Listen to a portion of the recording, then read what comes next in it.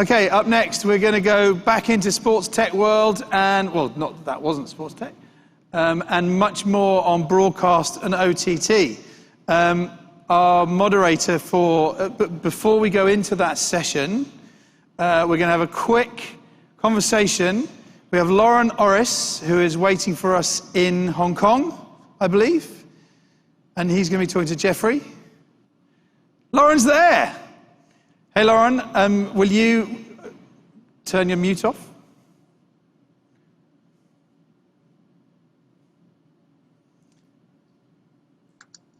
Of course. How are you, Jasper? Amazing. I'm here. You suddenly just turned into a grandparent by muting yourself. Is the internet on? Is it on?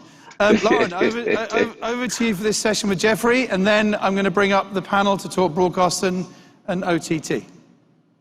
Okay, great. Thanks, Jasper. Hope everyone's been having a great time. See, Jeff, you're just there? Just joining us? Okay, very good.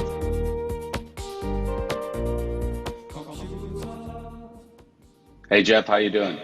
Good, good. How's Hong Kong? All good, all good. Well, I think, so again, Jasper, thank you for having Jeff and I on today. You know, one of the things we thought about was when we were looking at the whole panel around sports tech matters was we thought it'd be great to have an example from Singapore of a leading sports tech company that is leveraging digital transformation to change an industry that Jeff is very familiar with and has worked with for many years. So please welcome Jeff Fu. He's the CEO of Move by Lively. It's one of Singapore's leading sports tech companies, and they provide virtual and hybrid events throughout Asia with a highly engaging super app. So welcome, Jeff. Great to have you here. Thank you.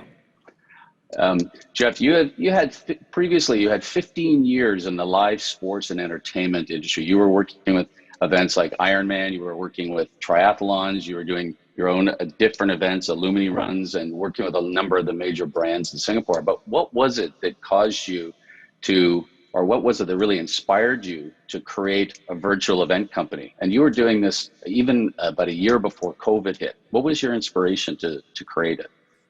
That's right. That was actually back in 2018 as a live events company. And also we discovered that with the wide adoption of smart devices, especially across Southeast Asia, and more so of the popping ups of the e-payments across each market itself, right? That has given us an opportunity to look at moving forward with internet, with marketplace, with social media. We felt that it's right time where we look at engaging our fans beyond just live events, the physical in-person event itself, but more importantly, to be able to engage them throughout the entire year through using our own platform and being able to provide them a broader experience, not just on an in-person event, but more importantly, provide accessibility for those who have geography, difficulty to get to the physical in-person event itself. That's where we started. In 2019, we started building it. Yeah. But unfortunately, COVID hit us. Yeah. And then COVID hit, but interestingly, you're a physical events company. So in many ways, this was a way it really accelerated, I think, the adoption of virtual events as we know around the world. But as well, one of the things that was interesting was that for many years, you've been working with leading sports brands and certainly in the footwear space tied into your physical events. But more recently, you've been working with major and global IP brands like Disney, Marvel, and Universal. And I know that you're currently having some discussions with leading global sports teams and leagues. So what is it during this time and with your super app platform that is really attracting these different brands to work with you? So throughout the journey, as we started building in 2019, and of course, when COVID hit us in 2020, we had to really relook in terms of how we want to build out such an ecosystem. And of course, during COVID, everybody most in-person events, the businesses were decimated. But more importantly, you can understand parks such as, Universal Studios, Disneyland, they are definitely decimated by it as well. And the opportunity came about when we engaged them, let's do something together. I mean, for them, definitely it's an ongoing engagement with their fans. And one of the way they discovered, or we managed to convince them, was engaging your fans through a virtual event, right? And obviously through a gamifying it through a form of fitness, you clocking a certain distance. Of course, it's ticketed. We mailed you your medal and obviously the merchandise as a souvenirs and whatnot.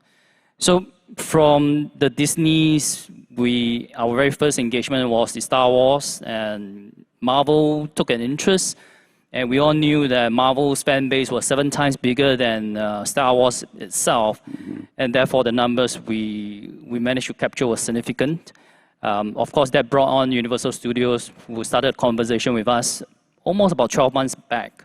And right now, we are in the middle of Jurassic World as a virtual run, but with the element of augmented reality. So every milestone you achieve, you unlock a dinosaur in the AR mode. This is also with the support from Sports Singapore, that believe that with innovation, tech innovation that allows us to be able to sort of grow further and be able to scale further, right, given the current pandemic. And again, we wouldn't know what's going to happen in the next 12 to 18 months. I would like to think that the only way moving forward is not just about going back to where we were in person and that's it, but definitely it's going to be a hybrid mode, or what we coin it in today's term as phygital plus digital. Physical plus digital, sorry. Well, it's interesting. And, I think some of you, we were talking before, and you were saying that people were engaging with this platform, of course, because it was a way for them to obviously move, to move and continue to work out. It gave them a goal that they worked with. So could you tell a little bit about just even the behavior of the people that were participating? I know that several of them went on much longer distances than, let's say, if they're just doing a 10K and doing that. So we all know that today, as you can see from the floor itself, we are still not exactly back to in-person to a pre-COVID-19 level. And definitely for a mass participation event, we're nowhere near in sight, even though we've done some test events just over the weekend. We're going to see people still want, consumers itself, runners itself, they still want to be engaged. But how are they being engaged? Through what sort of challenges that you put to them, right? Via groups, via community, or via the brands that were able to dish out some form of challenges plus reward at the end. And we discovered that, when we create a longer distance challenge, like last year when we did a 175 km challenge for one of our clients, Straits Times Run, out of the 15,000 that signed up, we had a good 40% of the participants that signed up for the 175 km. Of course, over a period of time. But that sort of keeps the consumer or the runner itself motivated, consistently running 20 over km cumulative, right, in order to complete that challenge. It's not so much about there's a prize at the end of the day, but it's really, it's like a self-motivation, maybe perhaps among your friends. It's kind of a little mini challenge among themselves, just like I ran that 175 km with my friends, and to see who finished first, last to finish will buy dinner, as simple as that. Gamifying. Yeah. Well, I think what's really interesting is you touched on a number of the themes that actually the other panels did today in terms of everything from gamification, individual and also group activities, also even changes in behavior. And so I think this is a really interesting space and development. Now, as part of that, what do you see as the next evolution in terms of events? Are we going to see things like you mentioned hybrid? We're going to see it'll be virtual hybrid, even as we've mentioned even previous times, phygital events. Could you take us through a little bit of your thinking about that and where you think live events are going? I think it will involve a lot of community, more so accessibility as well. We all know that in-person event, especially all those branded events that you see, happens most of the time in the capital market of that particular country itself. What about those beyond the capital market itself, right? What do you do with the consumers out there? What are the opportunities that's available for you to tap on? So with the platform that we built out, it's really about giving access and the experience to the consumers. outside of the geography that's beyond their reach. And more so is really making it borderless, like how we do it for Universal Studio or Disney itself and some other sports brand that we're talking to for next year's partnership. And at the end of the day, we want to believe, and I do believe, that live event is going to make a comeback. It's just a question of when. And having established that digital engagement in terms of building up the community digitally, but you still require, some physical sense of, being in person, running together, working out together, and post that, having a meal together. That's what we call social fitness. Which is clearly growing, and as we've heard from so many, people are really looking for that connection and just more closeness, of course, from what we've gone through with COVID. Last question. So you've seen a fair bit on the technological side. Are there other things that you think will be happening? So, for example, you've included augmented reality.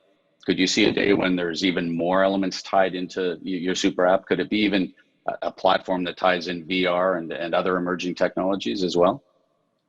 I mean, definitely. I mean, technology is the only way to go, and the adoption of it is how fast and how widely it is accepted. I mean, in terms of, earlier panel talking about NFT, before NFT was blockchain, we are not even there yet, right? And when blockchain becomes less frictionless to the wider consumers out there, I believe that is definitely the direction forward. And of course, with NFT coming into play, the potential will be huge, right? In terms of transaction, not limited by currency, domestic currency, but more so in terms of how do you play up the entire, now it's a new sexy word, metaverse, right? But for us, it is still having the in-person, having that pent-up demand to be in a music festival, jumping together with 10,000, audiences or participants that runs a full marathon together.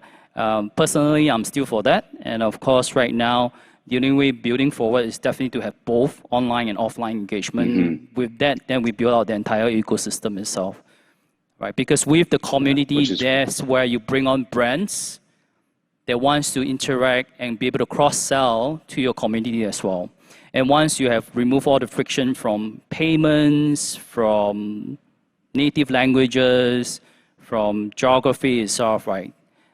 This is where we believe we'll definitely be able to onboard more users as well as partners as well. That's great. Okay, that's fantastic. Thank you very much for sharing today. Thank you. Jeff, I think the interesting part about what we've been hearing around digital transformation and sports tech is it really is an amazing enabler.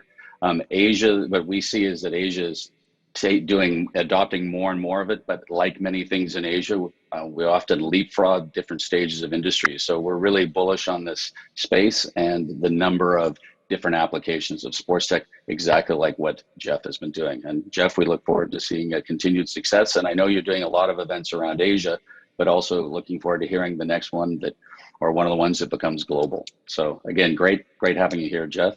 Thank you. Thank you very much. Thank you, Jeff. Thank you, Loron. By the way, I should have said earlier, Loron's been very, very helpful in putting the whole sports tech sessions together with me. So very grateful. Shame that he couldn't be here from Hong Kong. Oh, and he's still being a granddad. Okay, so we're just resetting the stage. We're going to carry on into broadcast and OTT. And whilst we're resetting the stage, it gives me another 30 seconds to just babble on about the past. Our next moderator used to work for ESPN Star Sports. Everyone used to work for ESPN Star Sports, basically. We once had a comment from someone saying, Sports Matters always feels a bit like an ESPN Star Sports reunion. I thought that was really positive, so I thought it was great. We'll keep going then. So, ladies and gentlemen, without further ado, your next moderator is Mr. James Miner.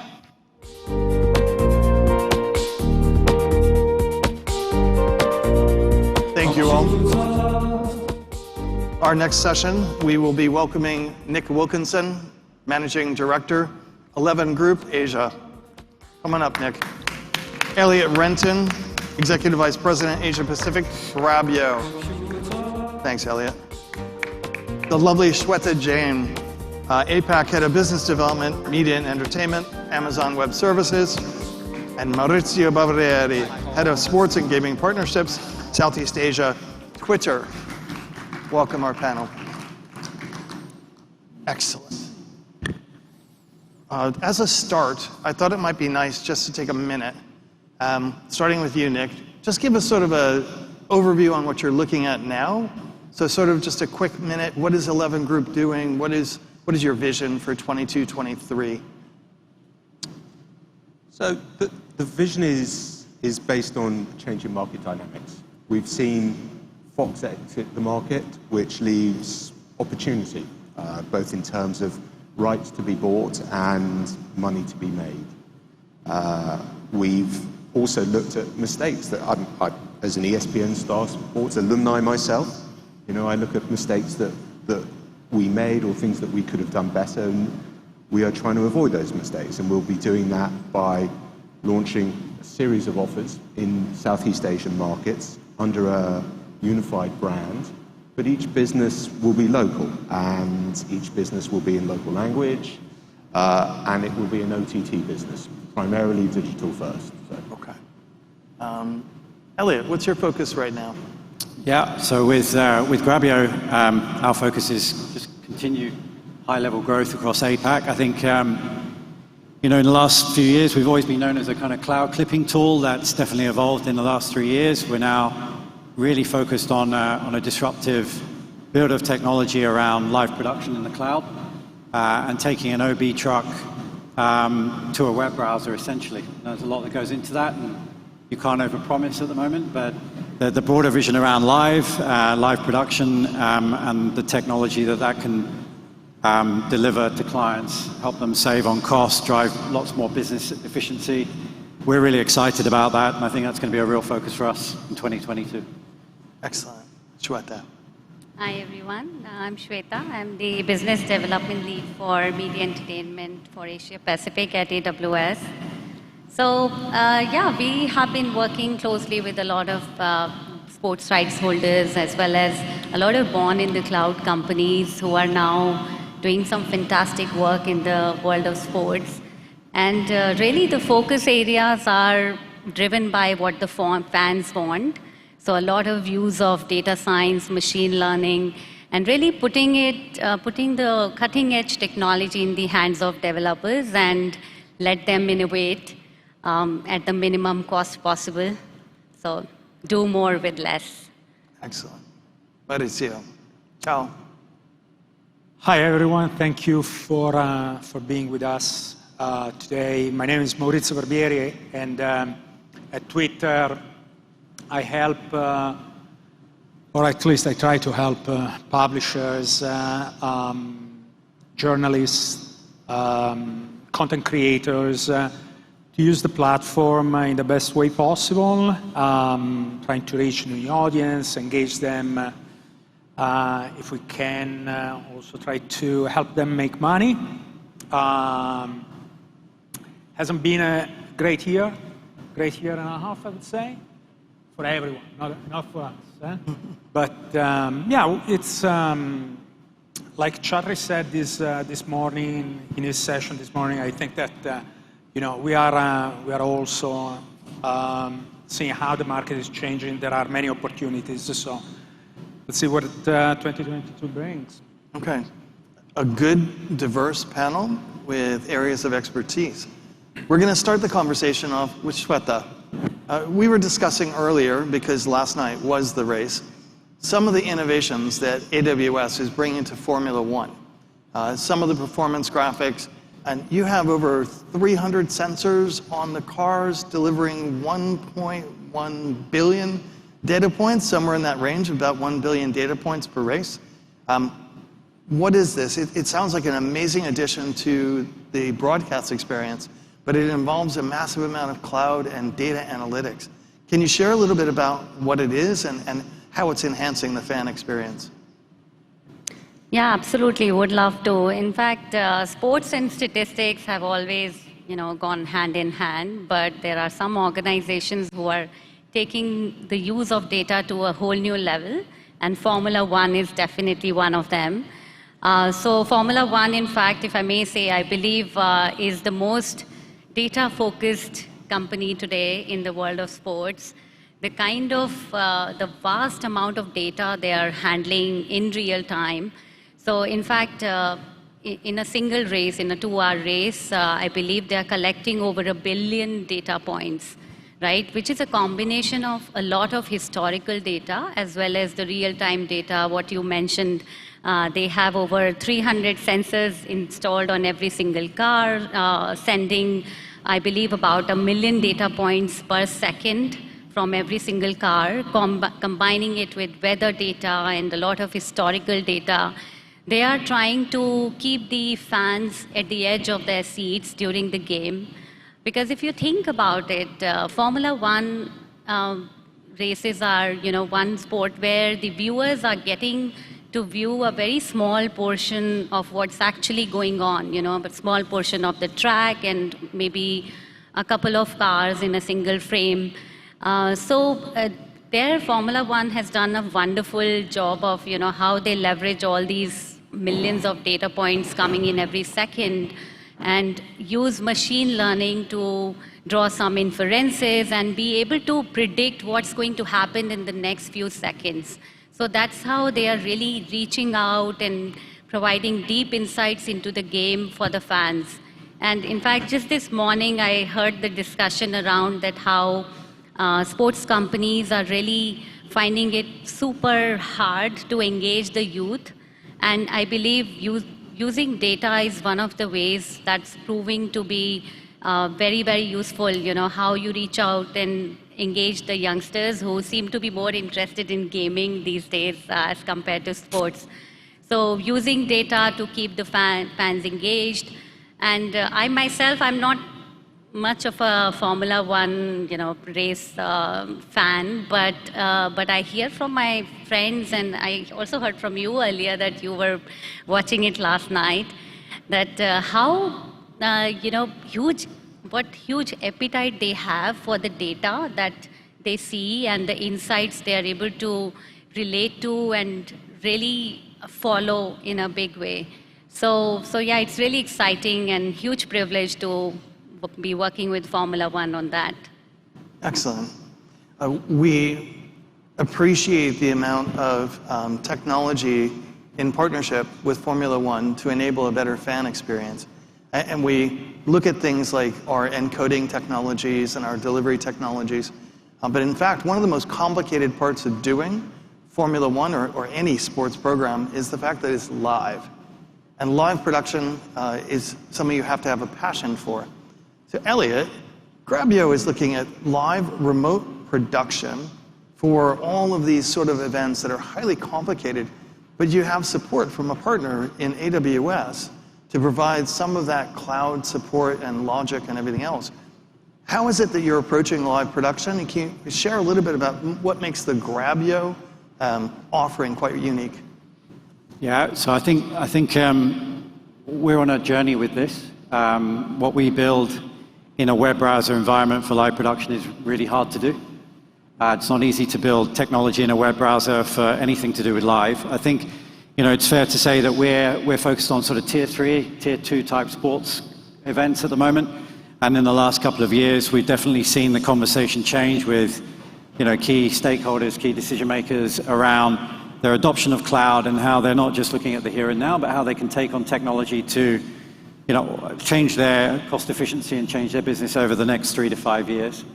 In terms of tier 1, we're not quite there yet, but we have in our technology, by being on AWS infrastructure, we've been able to then build natively a range of technology around bringing in remote commentators, audio mixing, multi-viewer in a web browser. We've launched Ingress with high fidelity streams, protocols like SRT, Zixi.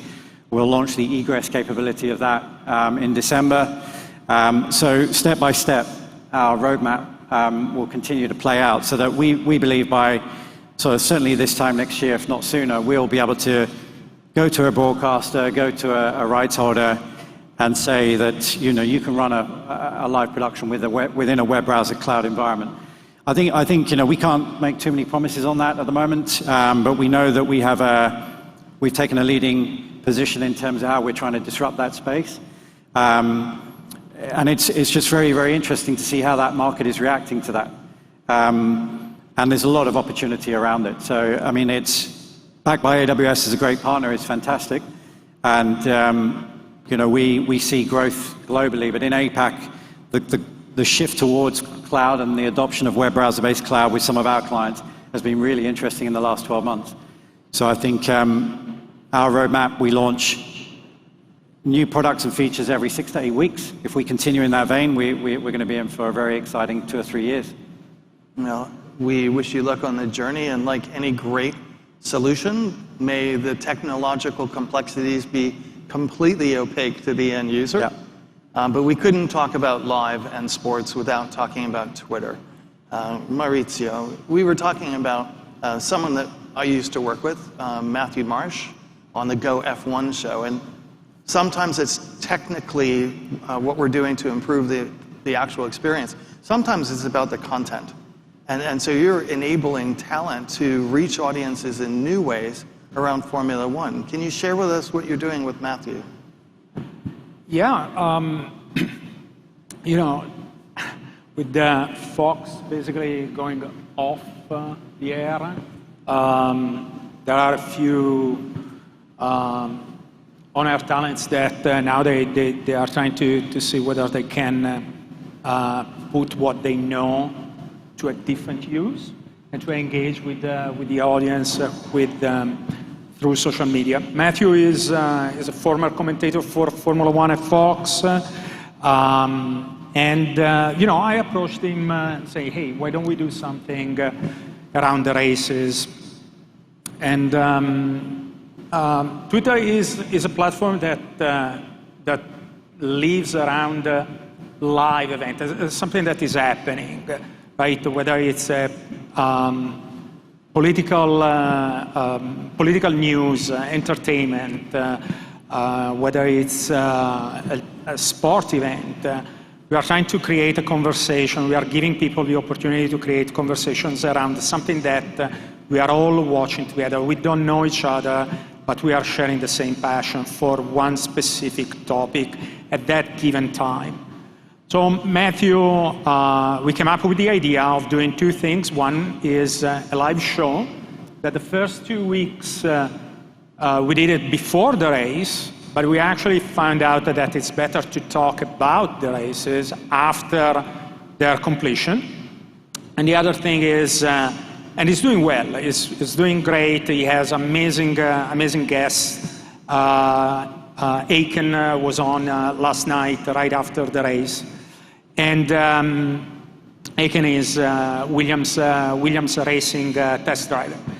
But another thing that actually is doing extremely well for him is Twitter Spaces. Twitter Space is a sort of audio-only place where we come together to listen to people talking about a topic.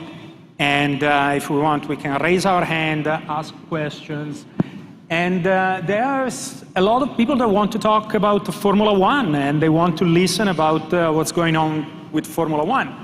And even to my surprise, Matthew's surprise, his space now is top 150 in the world. So tonight, you better listen to him because he has some interesting things to say. And if you don't know where to find it, just follow me at Maurizio, and you have all the information about his space. Excellent.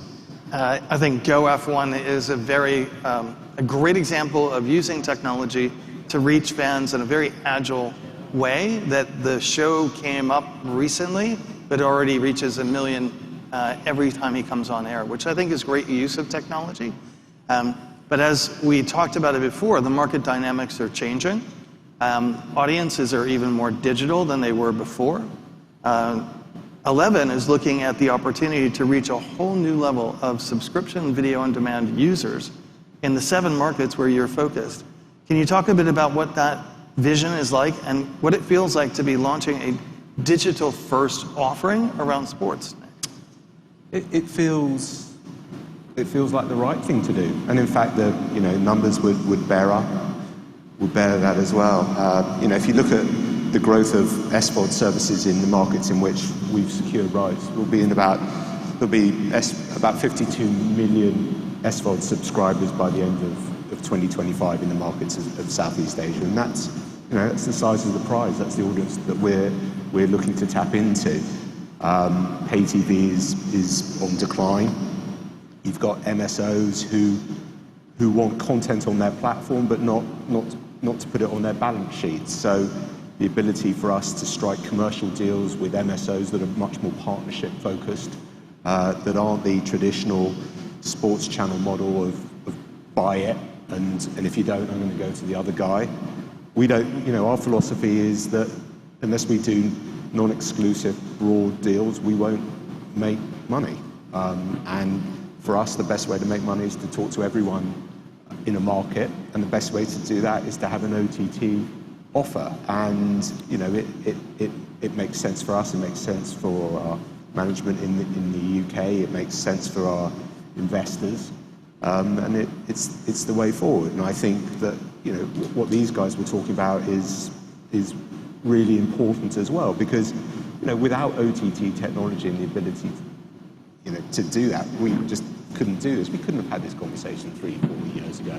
Not really. We could have talked about it as coming, but we couldn't be having it today. And we've already launched the service in a kind of low-key form in both Hong Kong and Thailand. We'll roll it out in other markets in January. But we face some challenges. One of them actually, Elliot touched on, sort of inadvertently, is commentary. We want to commentate in multiple languages, and normally we would have gone to the commentary pool here in Singapore. We've all gone home due to COVID, so now we're into remote commentary. But and again, development of new delivery technology, particularly SRT, allows us to take one video feed and put multiple language streams on it, which reduces our cost of handling. But also it provides opportunity, because now we have rights to the AFC football, to local football. We have those rights in both Malaysia and Singapore. So I now have the opportunity to deliver those games to Singapore in Bahasa Melayu, which opens me up. May not open up a different audience to me, but certainly gives me a hook, gives me a different level of interest. Well, we'd love to return to the topic a year from now and hear all of the success stories of how 11 is reaching fans across Asia with a digital-first connected strategy. The ability to bring rights together with the right platform, the right people, the right thinkers is really, I think, where you have the right moment to bring local sports that's locally relevant to local fans. Can we swing around the other way and talk about how we can support sports organizations? So I think it's important to have strong cloud partners. And if you're not spending enough time meeting with and talking with the media teams in the cloud, you're missing out on what could become simultaneous translations, insights and analytics on the fly, but also ways in which teams can embrace and a league can embrace their athletes. So, Shweta, you talked about Swimming Australia. How did Amazon become involved in swimming, and what was it about the Amazon platform and capabilities that the team really embraced? What was the outcome of that? Yeah, sure. Would love to share that story. Something that we are incredibly proud of. So first of all, of course, the players and the athletes are central to the sport, and technology is only helping in making sense of the data to really help them, bring out the best potential in the players. So this is exactly what we did with Swimming Australia. The team, of course, won 9 gold medals at the Tokyo Olympics, and super proud of that collaboration that we had with them, and having played a very small part of this. So about 2 years before they arrived in Tokyo for the games, AWS teams and Swimming Australia started working together on their data strategy, the analytics strategy. So the idea was to be able to harness the performance data for their athletes to really, more effectively, because till that time they were dealing with a lot of data which was all in silos, and they were not able to get a lot of actionable insights from it.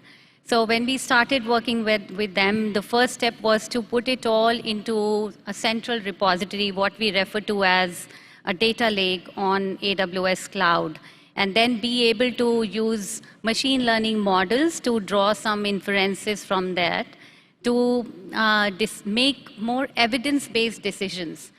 So their coaches were looking at it and then deciding what should be our combination for the squads. And not just for their own team, the Australian team, but also trying to predict what would be the squads look like, what could be the squads that could be deployed by the rival teams.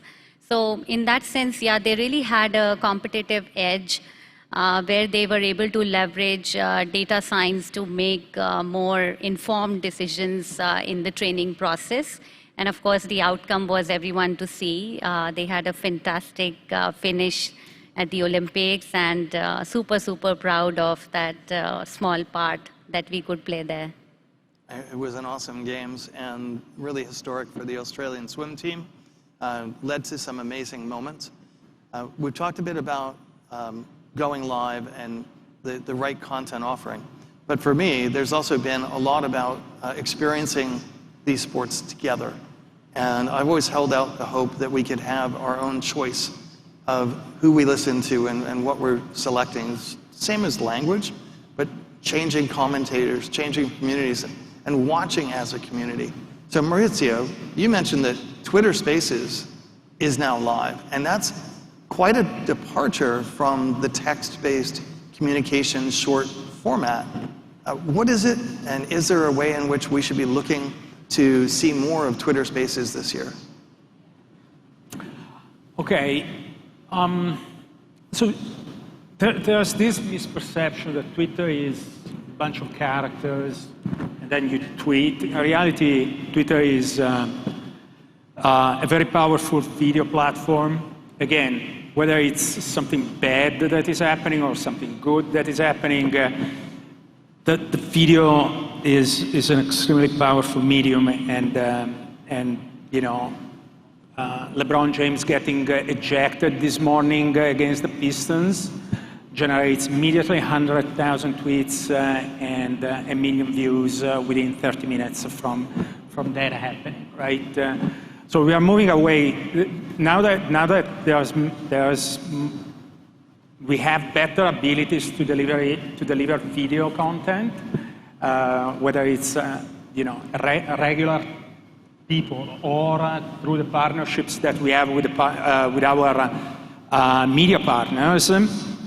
There's more video that can be consumed.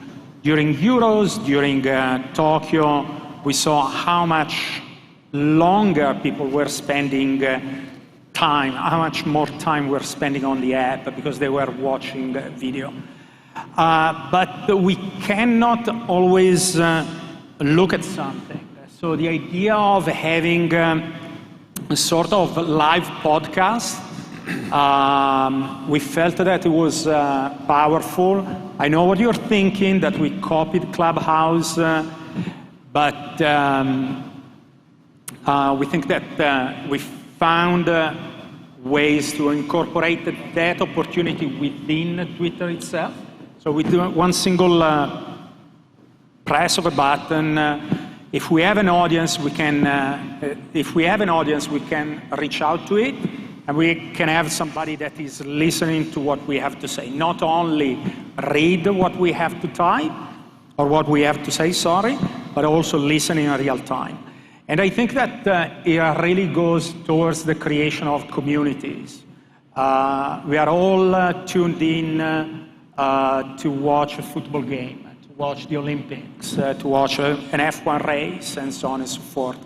At the same time, we want to tune in with a community of people that might think like me, and that they are willing to spend some time while they are driving, while they are doing chores, while they are doing laundry, and they want to listen to an F1 space, finance, I think that the vertical that is that has the best spaces is actually not sports, but finance and religion. Not passing judgment there, but it just shows how we want to stay connected with each other. We might not, as I said, the difference between Twitter and other social media platforms is that we don't know each other. It's like a sports bar, it's like a square, it's like a stadium, an arena. We go there, we spend a couple of hours together, and then we move on. After this, we move on to whatever we have to do this evening, right? And that's the thing. I listen to something, I share my opinion, I share my passion, and then I move on. And I think that Twitter Space is done very well, and it's going to, I think that the team is actually working to make it as professional as possible, because we do see the value of engaging large communities in real time, live, exactly like we do during live sports events. Excellent. I'm going to pose the next question to Nick. Whenever we get into the planning stage for a new streaming service, whether it be 10 years ago, 5 years ago, what are your thoughts currently? Are you thinking about the ability to utilize platforms like Grabyo to maximize the value of the content rights you're holding? NFTs, as we heard in the last conversation. Are you thinking about working with cloud partners on seamless distribution?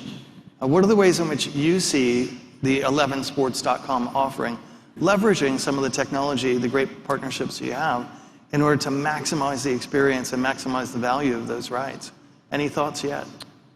Yeah, so I'm lucky in that I don't actually have to have too many of those thoughts, because they're kind of beyond my ability. 11 at the end of last year, or closed at the start of this year, a deal to acquire a platform called MyCujo, which is now 11sports.com, which is a streaming platform. It was a community streaming platform, primarily for second and third tier soccer, football.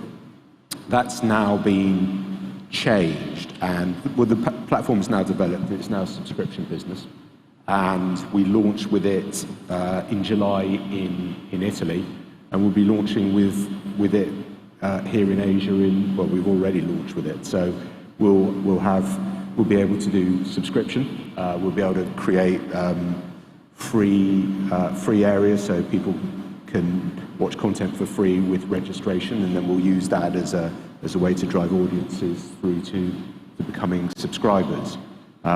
So, truth be told, I'm not particularly involved with the technology, but we've got 100 people in Amsterdam who are. I'm not sure if Grabyo is a partner of ours. But if they're not, Elliot, I'll certainly put you in contact. We will be at the end of today. Yeah, exactly. Excellent. So, look, technology enables. It'll make a business, as I said earlier. It'll allow us to grow a business we couldn't have done 5 years ago. Excellent. So we're going to, in real time, open it up to the floor to see if we have any questions coming in for our panelists today.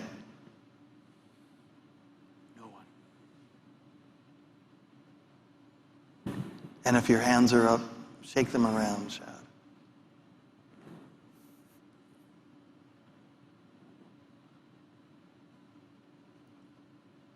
Wow.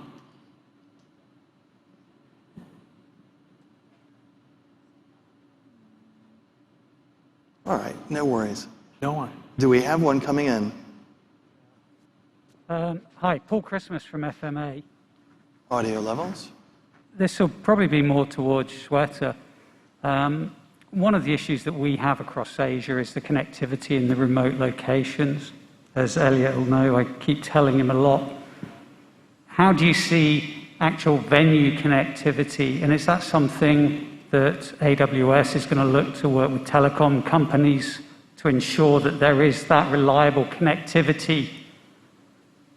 I'll take my mask off. Yes, please. Can you repeat? Yeah.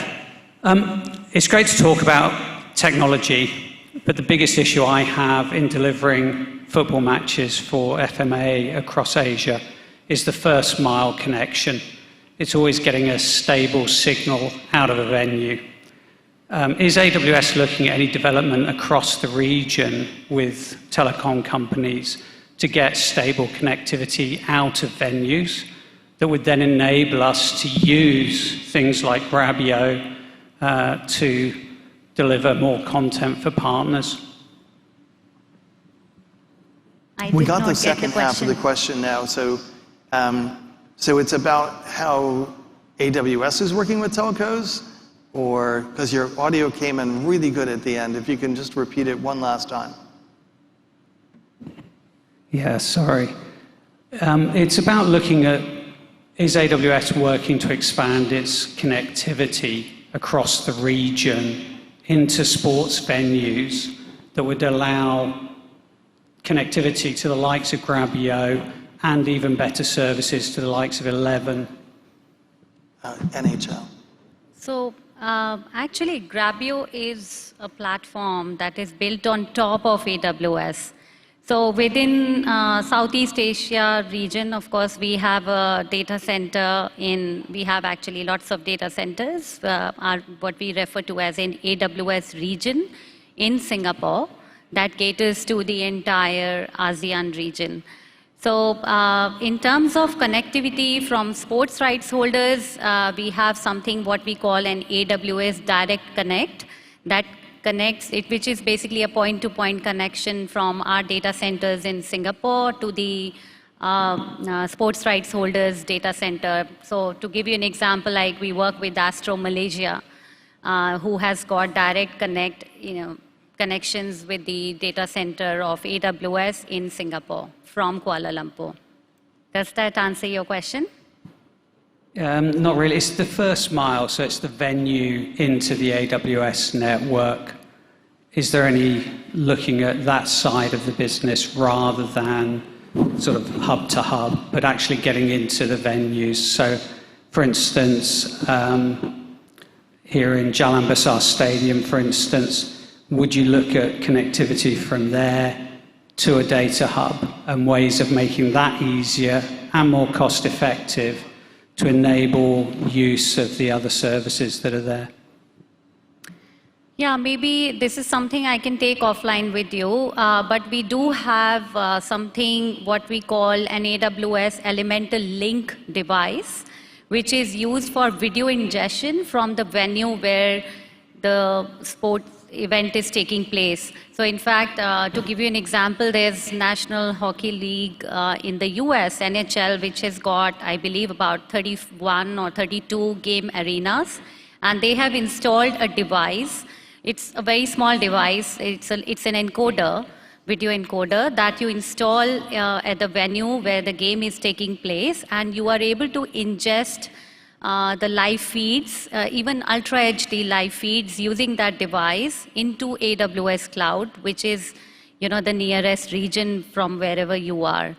So happy to give you more information on that offline. Excellent. Thank you. Thank you. We do have questions. We have time for one more, or I'm going to do a final question with the panel. Is there someone out there with a hand raised? Okay. Thank you so much for spending time with us today. A lot of times, the technology discussions around broadcast and OTT are about the feed, the encoding, the things that are delivery focused, which I think we have to move beyond. We should be well beyond the point where our technological conversations are not about experience improvement and ways in which you can see technology enhancing the product experience for fans in the coming 2 years. So let's pick on Elliot. What are the things that you think are on the horizon? Is it going to be the integration of machine learning for multilingual broadcast? Is it accessibility with simultaneous transcoding and subtitling? What are the areas, AR, VR, that you have on your plate that you think is something that is your 22, 23 vision for the next 12 to 24 months? Yeah, there's probably two parts to that, and it ties in with the development of the business on our side. But I think we're already seeing, from what we're already seeing in the last 2 years is bringing fandom into the experience, the ease of using technology to go multi-platform, to go where the conversation is, to be building different features to make that kind of, augment that broadcast style to different digital platforms. Wasn't there 2.5 years ago. It certainly is now in some of the emerging markets that we're working with. So not just the big sports networks, but state news broadcasters, smaller broadcasters in our emerging markets. We've had massive growth in those areas. So I think that will continue on a digital front over the next 12 months. On the broadcast side, I think definitely the areas that you've mentioned, we have a long-term play in developing more of. We've also done a lot of development in conjunction with AWS around delivering uncompressed files through the cloud for a deeper experience, in terms of live cloud production. And then in the last 2 weeks, and this is further afield, is we have recently undergone tests to do live production with 5G. That's a long way off here, obviously, but that was taking a live AWS wavelength technology, which is very much in its nascent stage, in 2 locations, both in London and New York, getting 2 5G networks together, and being able to run a remote live production across 5G. And it was very, very successful with latency that was super low, I think something 9 milliseconds. So I mean, we saw great success in that. And I think beyond sort of 2022 and 2023, in more of our major markets and more of the major networks we're working with, we see big demand in that. And if we can get building in those areas, then that is going to obviously affect our business in Tier 1 live broadcasting. So for us, it's multifaceted, really. All right. We're going to leave it there. I want to thank our panel today, Nick, Elliot, Shweta, and Maurizio. Thank you so much for being here. It was very enlightening. We appreciate the time. Can we get a thank you for our panel today on sports tech? Thank you.